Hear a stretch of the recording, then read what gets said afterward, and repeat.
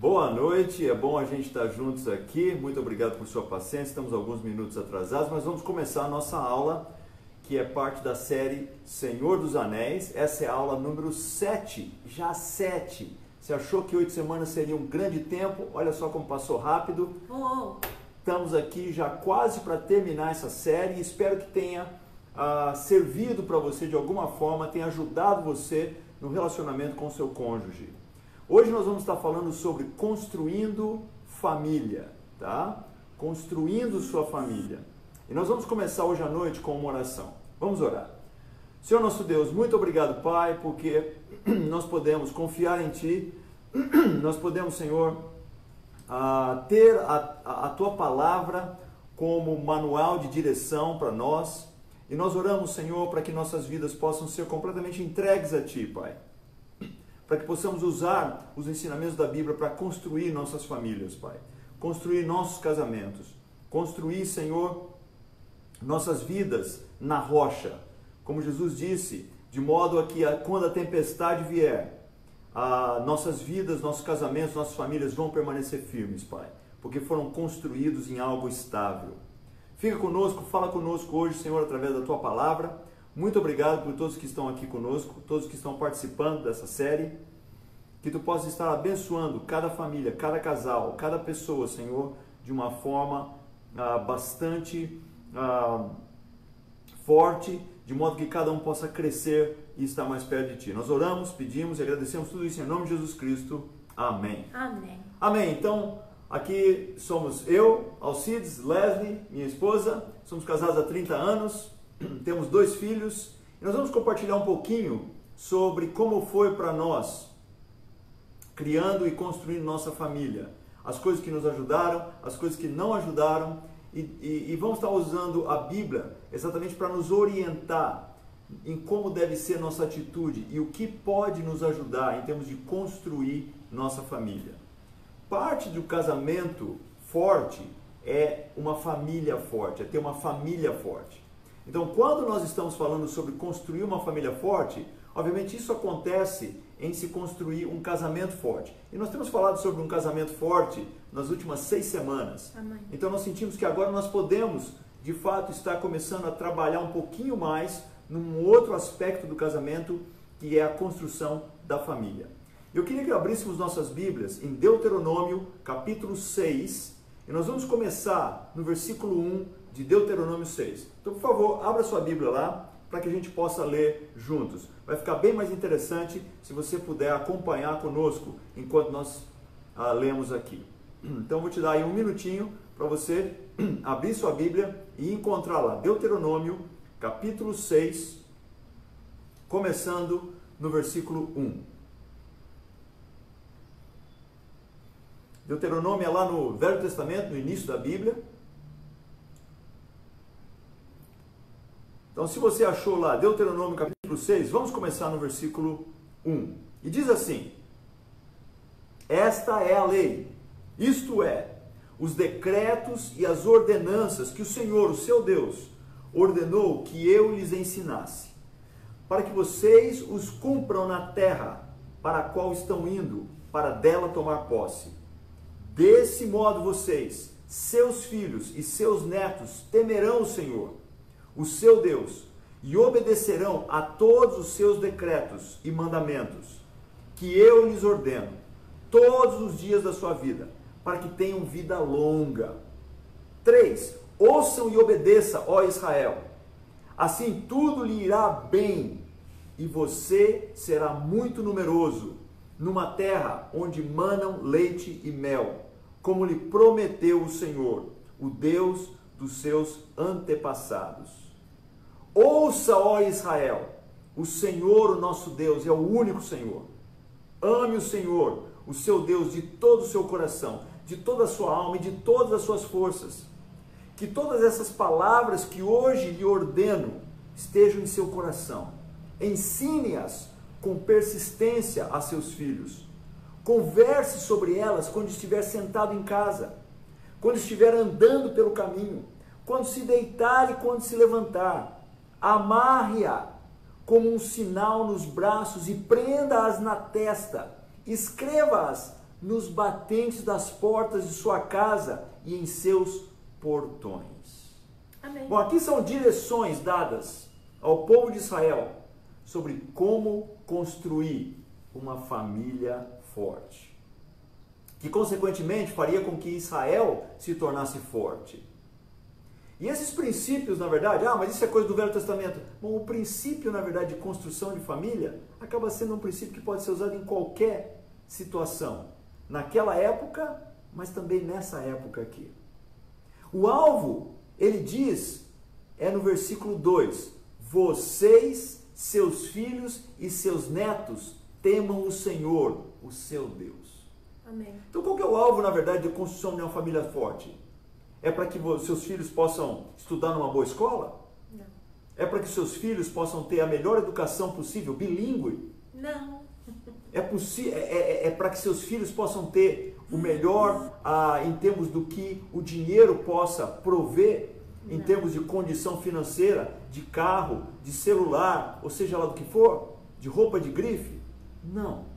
O propósito e a maneira e o que importa em termos de construção de uma família é para que pessoas, eu e você, nossos filhos, nossos netos, possam temer a Deus. Amém. O grande problema, na verdade, comigo e com você, muitas vezes em nossas vidas, é a falta de temor a Deus. Então nós não obedecemos o que a Bíblia fala muitas vezes, por quê? Porque não tememos a Deus como devemos temer. E o problema é que se os nossos filhos não temem a Deus, eles vão se meter num monte de enrascada. Enrascadas como eu e você nos metemos no passado. Essa é a realidade. Se eles não temem a Deus, isso vai acontecer. Então o alvo da construção é de que nossos filhos, nossos netos, nós próprios temamos a Deus. Não. Agora, uma coisa importante.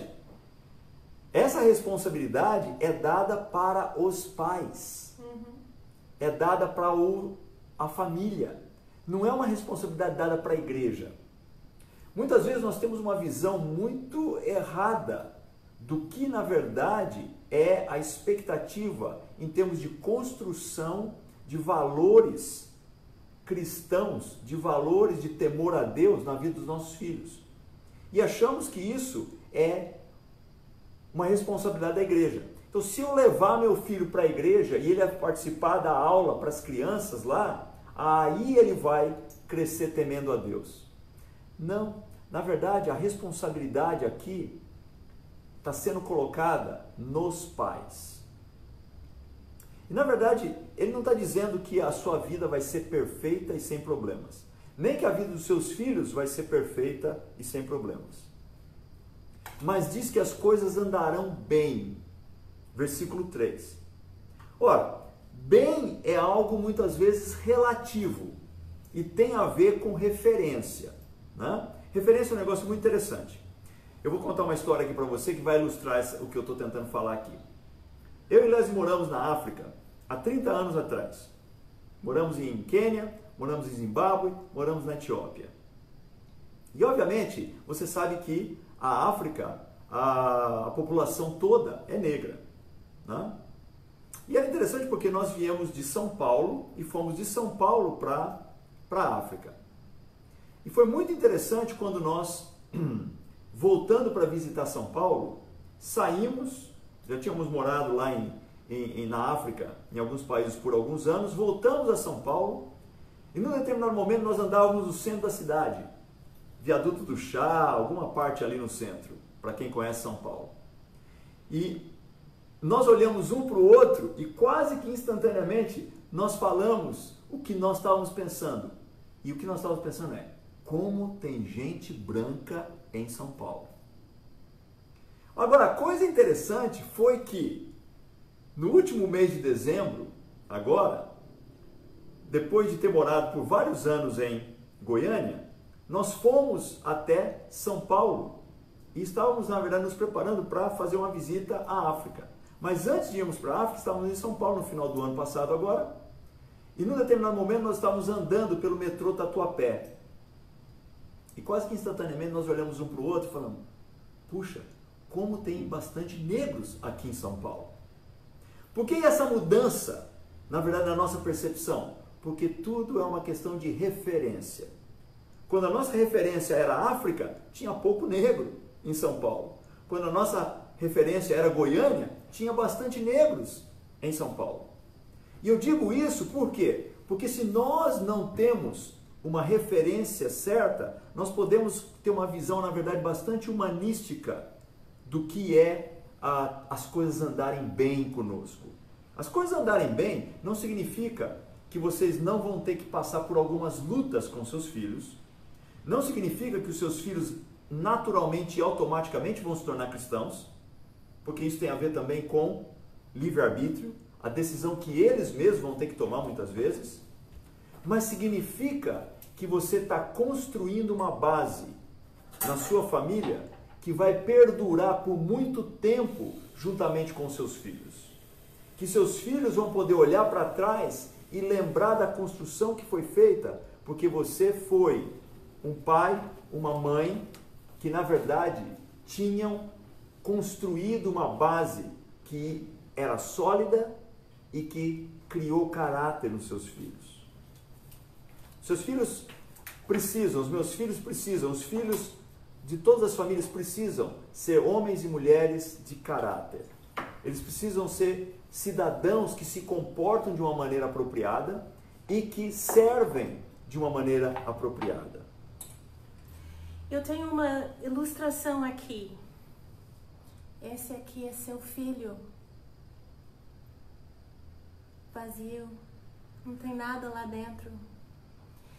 E é seu dever, dado por Deus, de encher esse filho de coisa pura, água. Se você não encher completamente até ficar, sabe, cheio, vamos imaginar que você não faz todo o seu dever. Sabe o que vai acontecer? O mundo vai vir e começar a colocar coisas dentro do seu filho. E não vão ser coisas puras. Vão ser coisas sujas, vão ser coisas que não agradem a Deus. E daí, sabe o que vai ser a sua tarefa? Tirar as coisas que o mundo colocou dentro do seu filho. É bem mais fácil você, desde o princípio, encher seu filho o tempo todo. Às vezes seu filho está andando e sair um pouco do ensinamento. Ele vai derramar um pouco do ensinamento. Você enche de novo. É por isso que a gente tem os devocionais dentro de casa. É por isso que quando a gente está junto, ao redor da mesa, que a gente está conversando sobre princípios cristãos. Você nem precisa ter a Bíblia aberta o tempo todo, mas você está sempre ensinando. É isso que essa passagem que Alcides acabou de ler quer dizer. Muito mais difícil tirar a sujeira que o mundo vai colocar no seu filho através dos amiguinhos na escola, o ensinamento que os professores têm que passar hoje em dia sobre todos os assuntos, o que eles estão assistindo na televisão, o que eles estão lendo, o que eles estão ouvindo no rádio. Tudo isso você tem que tirar o tempo todo. Então, vamos prestar atenção nessa aula para poder entender muito bem como que eu posso ter uma influência no meu filho. Uma influência que vai durar e vai ajudar nossos filhos a se tornarem cristãos. Amém? O alvo não é que seu filho ou que você construa algo na sua família, de modo que a sua família que vive aqui em Goiânia, que vive no Brasil, que vive na América Latina, vá se tornar uma família como uma família americana, uma família europeia. Esse não é o alvo. O alvo é construir uma base sólida, onde os princípios de caráter, os princípios cristãos, os princípios de convicções sobre o que é justo, sobre o que é puro, sobre o que é digno, possam pesar no coração dos seus filhos, na mente dos seus filhos, mais do que qualquer outra coisa. E isso não vai acontecer por acaso, tá? Não existe situações onde você simplesmente vai dar à luz a uma criança, dar comida, jogá-la, colocá-la para ir para a escola, ou para assistir televisão, ou brincar com seus amiguinhos, e naturalmente isso vai acontecer. Isso que Léo estava falando aqui não acontece por acaso. Não. Tá? No versículo 5, na verdade do capítulo 1 de Deuteronômio 6, diz assim: ame o Senhor, o seu Deus, de todo o seu coração, de toda a sua alma e de todas as suas forças. Que todas estas palavras que hoje lhes ordeno estejam em seu coração. E aí vem a parte importante. Versículo 7. Ensine-as com persistência a seus filhos. Converse sobre elas quando estiver sentado em casa, quando estiver andando pelo caminho, quando se deitar e quando se levantar. Amarre-as como um sinal nos braços e prenda-as na testa. Escreva-as no batente das portas de sua casa e em seus portões. Essa é a maneira como você vai construir. Como é que eu vou fazer isso então? Como é que na prática eu vou poder fazer isso? E nós temos 2 pontos sobre os quais nós queremos falar aqui hoje. Número 1 é papéis de cada um. O papel do esposo e o papel da esposa. O papel do papai e o papel da mamãe. Como é que isso vai causar impacto nos filhos? Bom, a Bíblia na verdade fala que o esposo é o cabeça do casal. Muitas vezes, hoje em dia especialmente, quando se ouve sobre cabeça, pessoas começam a falar: ih, já vem com esse negócio do homem estar acima da mulher. Na verdade, quando se é colocado na Bíblia que o homem é um cabeça, e na mesma forma como é no corpo, o corpo é importantíssimo. Sem o corpo, a cabeça não sobrevive. Só que o corpo precisa de uma direção. E o papel da direção da família está sobre o marido. A responsabilidade da educação não é da esposa, é na verdade do marido.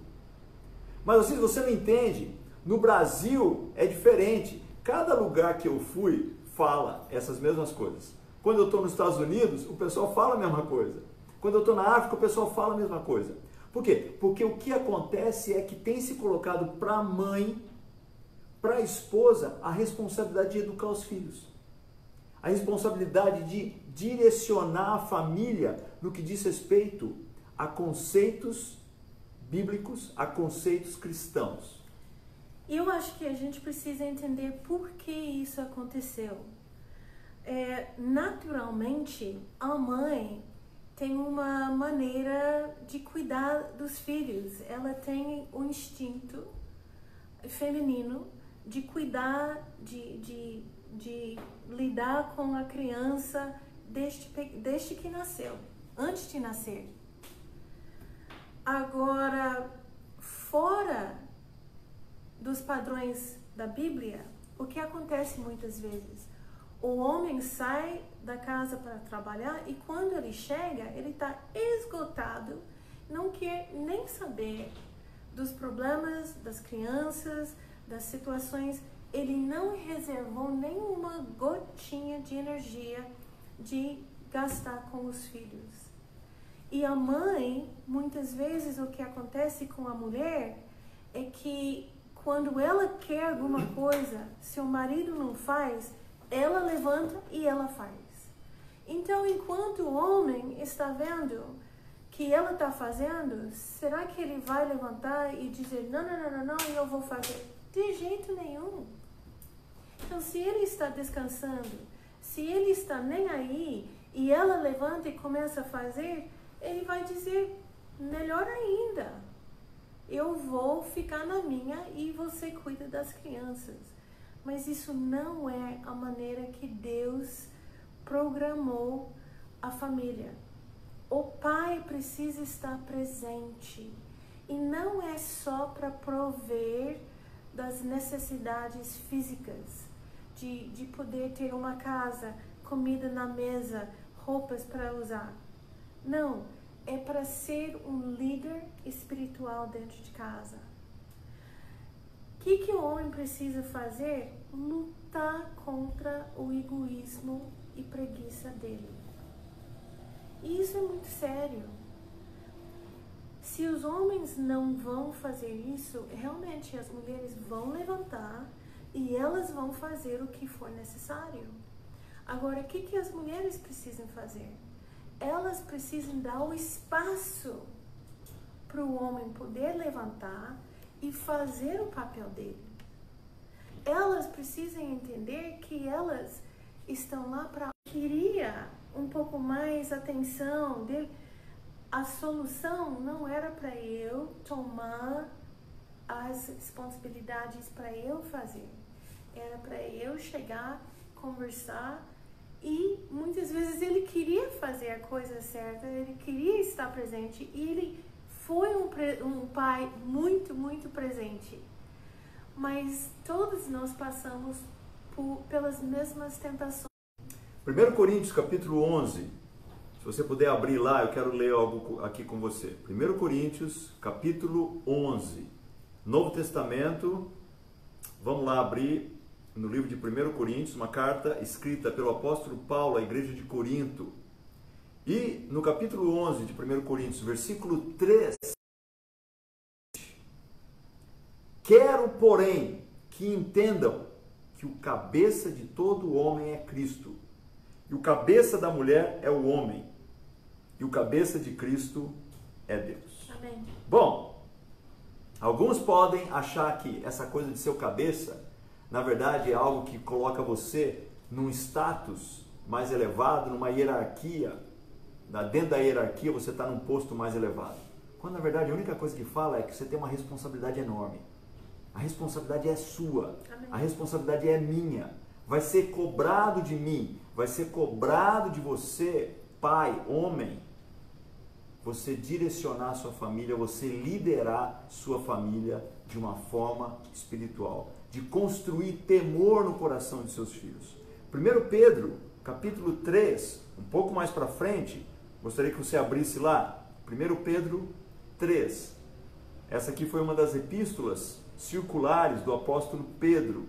E ele diz em 1 Pedro 3, versículo 7, ele fala o seguinte: do mesmo modo vocês, maridos, sejam sábios no convívio com suas mulheres e tratem-nas com honra, como parte mais frágil e co-herdeiras do dom da graça da vida, de forma que não sejam interrompidas as suas orações. Então, na verdade, a responsabilidade de ser o líder, de ser o cabeça, é a responsabilidade de tratar com honra, de tratar com cuidado, de tratar de uma maneira nobre as partes que são mais frágeis, a esposa e os filhos. Então, na verdade, não é uma questão de glória, eu sou o cabeça. Não, caramba, eu sou o cabeça, eu preciso liderar isso aqui. Efésios capítulo 6 é uma escritura que tem saltado aos meus olhos, porque por muito tempo eu tive uma ideia errônea sobre o que está escrito aqui. Diz assim, Efésios capítulo 6, isso é uma outra epístola de Paulo, e ele diz no versículo 4 de Efésios 6, ele fala: pais, não irritem seus filhos, antes criem-nos segundo a instrução e o conselho do Senhor. Por muito tempo eu li essa escritura e quando estava escrito ali no versículo 6, pais, eu olhava como pais sendo pai e mãe. Nós somos os pais. Quando na verdade, quando eu fui ver no original grego, essa palavra pais está escrito pateres. Pateres é o plural de pater. Pater significa progenitor. Palavra usada para descrever Deus, na verdade. Em Mateus, no Evangelho de Mateus, se você for lá no capítulo 5, no capítulo 6, no capítulo 7, 10, 11, 15, 16, capítulo 18, 23 e 24, você encontra a mesma palavra, pater, descrevendo Deus. A maneira como Jesus, na verdade, falava com Deus, ele chamava ele de pater, em grego. Ou seja, o sentido aqui, em Efésios 6, versículo 4, não é pais, significando pais e mães, não irritem seus filhos, mas criem segundo a instrução do conselho do Senhor. Não é pais. Pais significando o homem, o marido, pater. Eu e você temos a responsabilidade de criar nossos filhos segundo a instrução e o conselho do Senhor. Então, na verdade, não dá para fugir disso. A responsabilidade é minha, a responsabilidade é sua e isso vai ser cobrado. Se eu não assumo essa responsabilidade, se eu não faço o meu trabalho, esse trabalho não vai ser feito. A mãe não vai conseguir substituir isso aí. Então, essa é, na verdade, a responsabilidade do homem. Vamos falar um pouquinho agora sobre a responsabilidade da esposa. Efésios capítulo 5. Tá? Nós acabamos de ler ali. Efésios 6. Volta lá uma página. Volta um capítulo. Capítulo 5, Efésios 5. Vamos ler no versículo 22. E diz assim: mulheres, sujeite-se cada uma a seu marido, como ao Senhor. Pois o marido é o cabeça da mulher, como também Cristo é o cabeça da igreja, que é o seu corpo, do qual ele é o Salvador. Assim como a igreja está sujeita a Cristo, também as mulheres estejam em tudo sujeitas aos seus maridos. Leslie vai falar um pouquinho sobre isso aqui. Eu acho que quando a gente fala sobre a construção da família, se a gente não entende bem os nossos papéis, não vai funcionar. E que bom que não vai funcionar. Porque Deus mostra para nós o tempo todo que lá no mundo, quando a mulher toma o lugar do homem e o homem toma o lugar da mulher, não funciona. Também isso causa confusão na mente dos filhos. Cada um precisa entender muito bem o seu papel e entender, eu preciso fazer com cuidado, com excelência, o meu papel. Quando eu penso no papel da mulher, auxiliar o homem. Então, por exemplo, como é que isso funciona em nosso casamento? Quando Alcides fazia devocionais com nossos filhos, quando eles eram menores, né? E a gente fazia devocionais com eles. Às vezes, por estar correndo tanto, perguntava para mim: você tem uma ideia do que eu posso fazer esse devocional? E por causa de estar com as crianças o dia inteiro, ouvindo a conversa delas, vendo as coisas que elas estão fazendo, muitas vezes eu tive ideias. Alcides, eu acho que essa semana o tema deve ser sobre egoísmo. Ou eu vejo que nós precisamos lidar com o tratamento uns dos outros, porque o Lucas está tratando a Stephanie com, faltando respeito por ela, e ela está irritando o Lucas. Então vamos conversar sobre como tratar um ao outro. Eu podia dar algumas ideias para ele, mas isso não tirava a liderança dele. Isso não fazia que ele não tinha mais responsabilidade. Ele veio até mim para ter uma ideia, uma ajuda, e eu muito bem podia ajudar com essas coisas. Eu acho que também a maneira que a mulher pode auxiliar o homem é de não ter uma atitude crítica. Eu lutava com isso em várias épocas de nosso casamento e criação de nossos filhos. Muitas vezes, se ele não estava fazendo as coisas da maneira que eu achava que devia,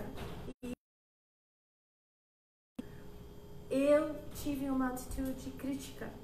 Ao invés de levantar meu marido aos olhos dos meus filhos, ao invés de apoiar as ideias dele, eu tive atitudes críticas. Isso não ajuda e não fazia parte do meu papel.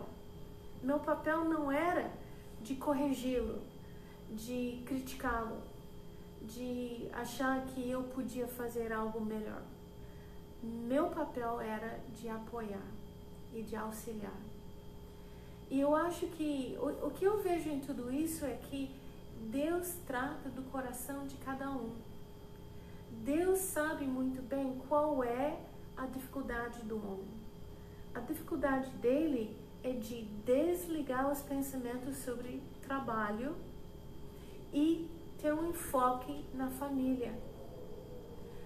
A dificuldade da mulher é de desligar os cuidados que ela toma com os filhos e confiar que o marido, que é a cabeça, sabe o que ele está fazendo e apoiá-lo.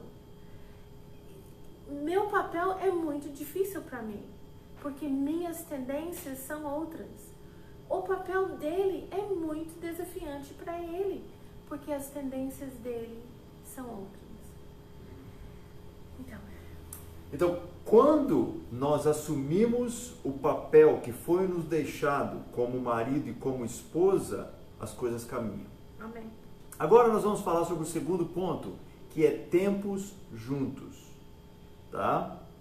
É impossível você influenciar seu filho, sua filha, se você não passa tempo suficientemente com seu filho e com sua filha. Deuteronômio capítulo 6, voltando naquele texto original que nós iniciamos, no versículo 7 diz: ensine-as com persistência a seus filhos, converse sobre elas quando estiver sentado em casa, quando estiver andando pelo caminho, quando se deitar e quando se levantar, amá-las como um sinal nos braços e prenda-as na testa, escreva-as nos batentes das portas de sua casa e em seus portões. Olha, alguns acham que o que os filhos precisam são de coisas materiais. Esse mundo tem se tornado extremamente materialista. E alguns pais têm uma ideia errônea de que dar uma escola melhor, dar presentes mais caros, dar viagem para Disney, ou seja lá para que outro lugar for, para Caldas Novas, é que isso vai ser o que vai dar para o seu filho o que ele precisa. Seu filho não precisa dessas coisas. Realmente, seu filho não precisa dessas coisas. O que seu filho e sua filha querem é sua atenção. O que eles querem de você é você sentar com eles e ensiná-los. Criação de filhos é treinamento, é treinar. O que um pai e uma mãe fazem é o que um técnico de futebol faz com seus atletas. É diariamente passar tempo com eles. Amém. E ensiná-los e ensinar um pouco mais. E se não está bom, ensina um pouco mais. E fez certo, encoraja e continua ensinando. E muitos têm achado que ser pai, ser mãe, é providenciar um bom local para morar, uma boa escola para ir, presentes e algumas boas viagens. Isso não é ser pai. Isso não é ser mãe. Algumas coisas que nós vamos falar aqui são práticas que nós podemos ter que nos ajudam demais na construção da família. E que tem a ver com esse passar tempo ensinando, passar tempo trabalhando com os filhos, incansavelmente. Primeira coisa delas é: tenha uma refeição juntos todos os dias. Ah, mas todo dia? Todos os dias.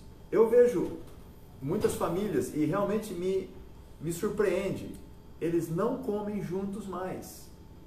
Ou o filho pega o prato, a filha pega o prato e vai para o seu canto, para o seu quarto, assistir televisão ou na frente do computador, ou na verdade a família toda acaba sentando na frente da TV para assistir TV juntos enquanto comem. Não é isso que eu estou falando, não. Eu estou falando sobre sentar ao redor da mesa, deixar celular de lado Ah, mas... Não, você pode ficar sem o seu celular por meia hora, 40 minutos todo dia. Amém. Você não vai morrer por causa disso. Seus filhos, nós tínhamos uma regra com os nossos filhos. Quando eles eram pequenos, nós tínhamos várias refeições juntos, todos os dias. Mas quando eles, a partir do momento que eles foram crescendo e mais responsabilidades foram acabando a entrar na vida deles, a gente tinha pelo menos uma refeição por dia com eles. E normalmente, pré-adolescentes, adolescentes, era o jantar. Nessa hora, deixa o celular. Não dá, não, mas não. Desliga o seu celular. Televisão estava desligada, internet estava desligada e nós estávamos sentados ao redor da mesa, conversando. Isso fez com que os nossos filhos entendessem que era uma prioridade para nós passar tempo com eles.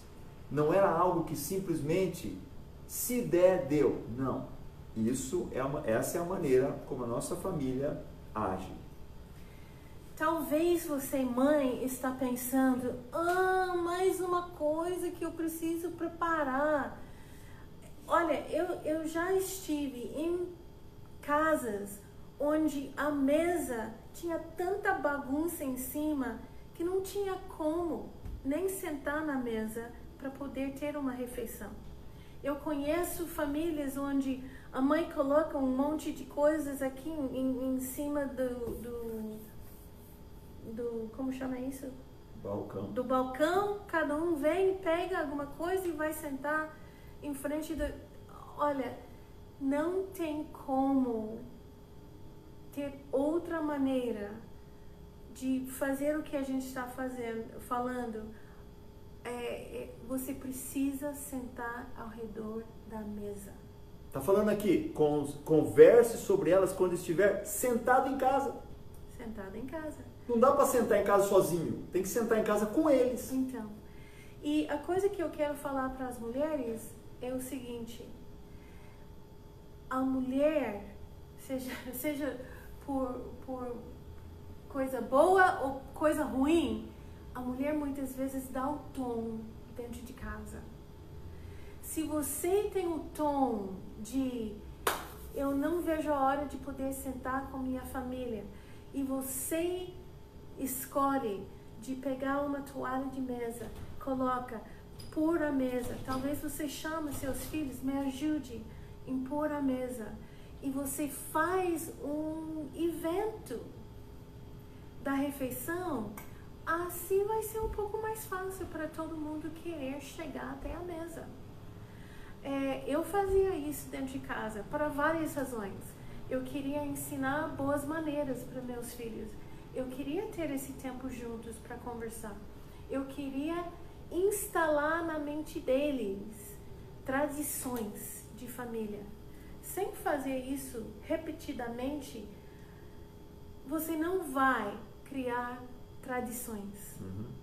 E eu me lembro especificamente uma vez quando a nossa filha Stephanie tinha por volta de 13 ou 14 anos, ela trouxe uma amiga da escola para casa e nossa refeição juntos no fim de semana, no sábado, era o almoço.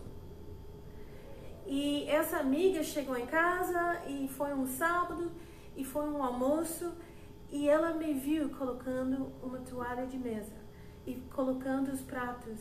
E ela chegou perto e ela falou: "Você está fazendo tudo isso por causa de mim?"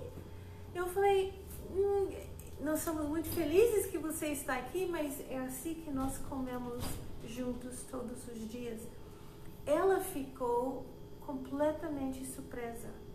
E ela disse: eu só vejo minha mãe usando toalha de mesa e colocando os pratos nos dias super especiais, os feriados, Natal, dia de ação de graça. A gente não tem esse hábito em casa. E quando nós sentamos, ela não sabia de nossa regra de celular e tocou ou fez algum barulho no celular dela e ela começou a usar o celular. Na hora, meus 2 filhos falaram: você precisa largar o celular e colocar ali no balcão. E ela foi, mas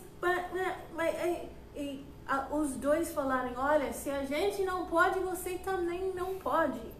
E colocou o celular no balcão. E sabe, eu me lembro aquele dia, nós tivemos uma ótima conversa, rindo, contando piadas, brincando, e foi incrível. E a mãe dela, a próxima vez que eu a vi, ela voltou e ela falou, minha filha ficou super impressionada com a maneira que vocês têm refeições em casa. E sabe uma coisa? A gente começou a fazer isso também. Então, eu vejo que esse pequeno esforço faz uma diferença incrível. E isso gera um entendimento na família que isso é família. Até hoje, com nossos filhos grandes, Stephanie tem 26, é casada, Lucas tem 28, quando eles estiverem conosco, não mudou essa tradição. Nós sentamos na mesa, ninguém leva o celular e nós conversamos. Agora, a importância de você estar tendo essas refeições não é simplesmente para ficar olhando para o seu prato, obviamente, e ficar comendo a sua comida. É porque esse é o momento de nos conectarmos. Esse é o momento de falarmos sobre o nosso dia. O que aconteceu no seu dia? Como é que foi o seu dia? O que está acontecendo na escola? Deixa eu falar como é que foi no trabalho hoje. Esse é o momento onde nós participamos da vida dos nossos filhos participam da nossa vida. Eu ia falar, a parte segunda aqui que nós temos é devocionais em família. Às vezes eu tenho a impressão que os pais acham que devocional é algo que não precisa mais acontecer, que não deve mais acontecer. Eu gostaria de saber, na verdade, no domingo, eu sugeri lá no sábado que os pais separassem um tempo no domingo para ter uma devocional com os filhos, uma vez que a gente não estaria juntos aqui. Eu gostaria de saber quantos pais, na verdade, tiveram uma devocional com seu filho.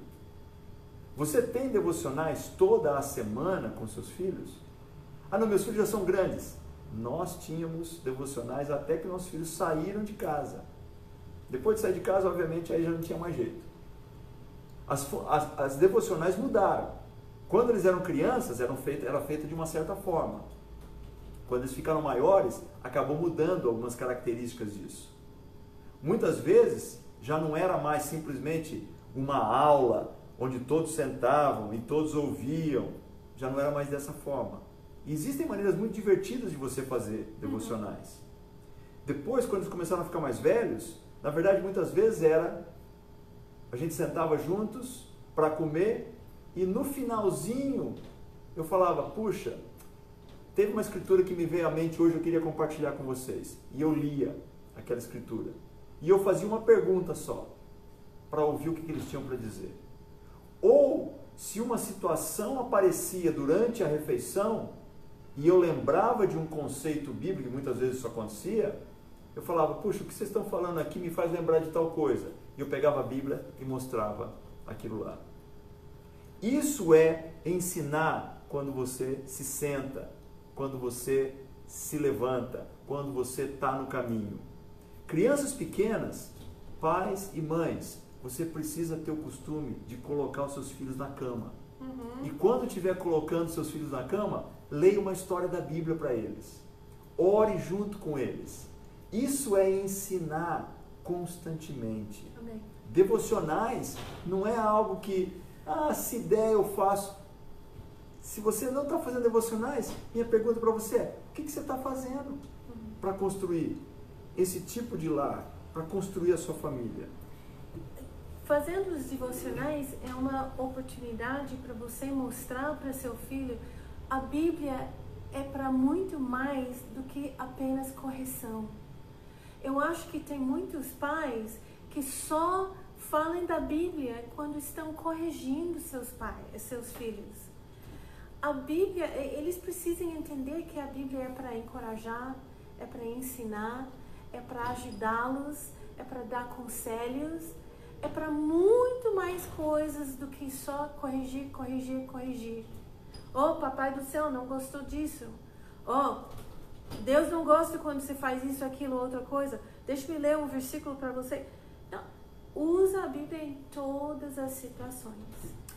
Uma coisa que nós tínhamos também, que era muito especial, especialmente quando nossos filhos eram crianças e pré-adolescentes, nós tínhamos toda semana uma noite de família. Toda semana tinha uma noite de família. E muitas vezes nessa noite de família, eles adoravam, por quê? Porque a gente sempre fazia algo especial. Às vezes era pizza e vídeo. Então nós íamos, naquela época tinha locadora de vídeo, alguns de vocês se lembram disso. Então todo mundo ia até a locadora e escolhíamos um filme que todo mundo queria assistir. Aí muitas vezes a gente passava, pegava uma pizza, ia para casa, comia a pizza e assistia o vídeo. Ou assistia o vídeo enquanto a gente comia a pizza. E eles adoravam isso. Eram momentos especiais. Depois, uma época, foi esfirra.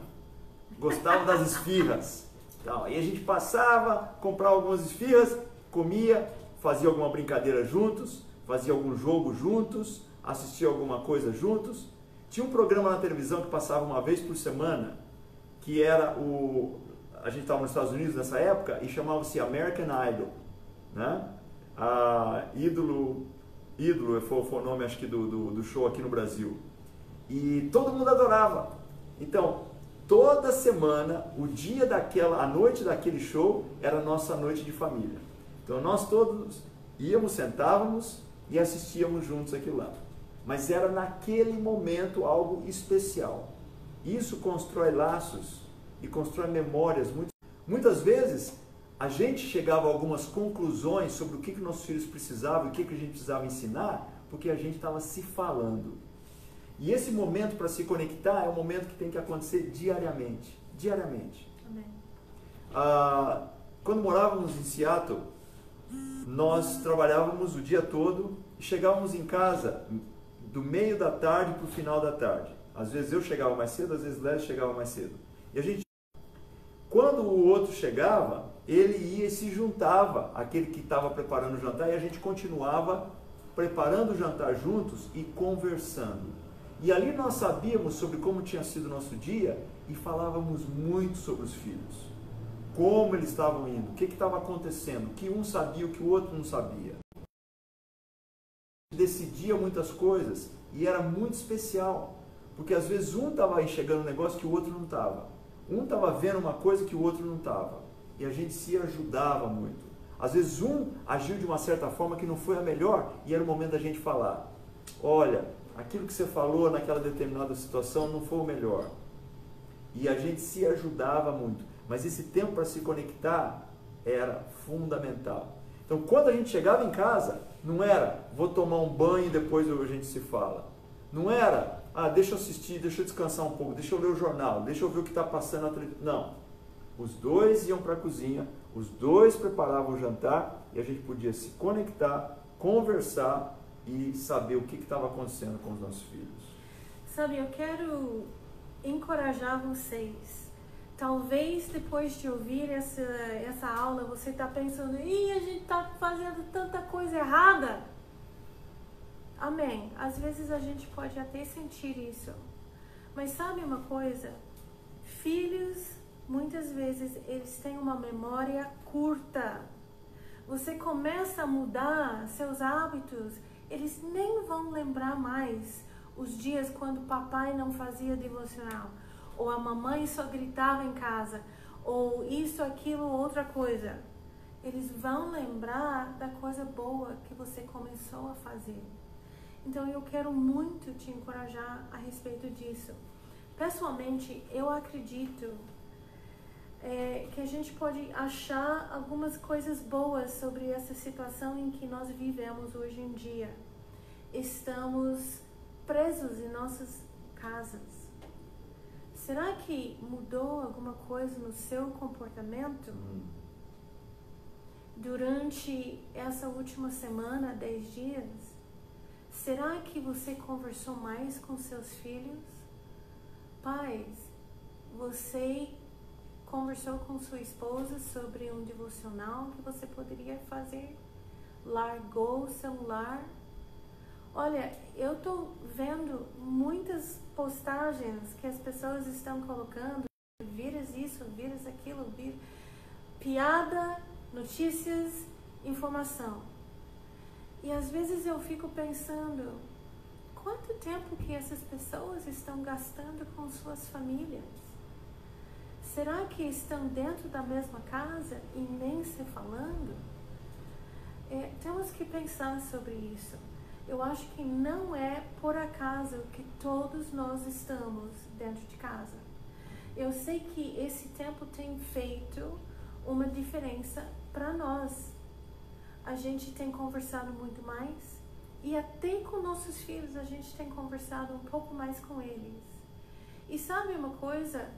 O ensinamento não termina depois de crescer e são adultos. Nossa filha, como a maioria de vocês sabem, ela é uma discípula. A gente conversa sobre a Bíblia, a gente abre a Bíblia e conversa com ela até hoje.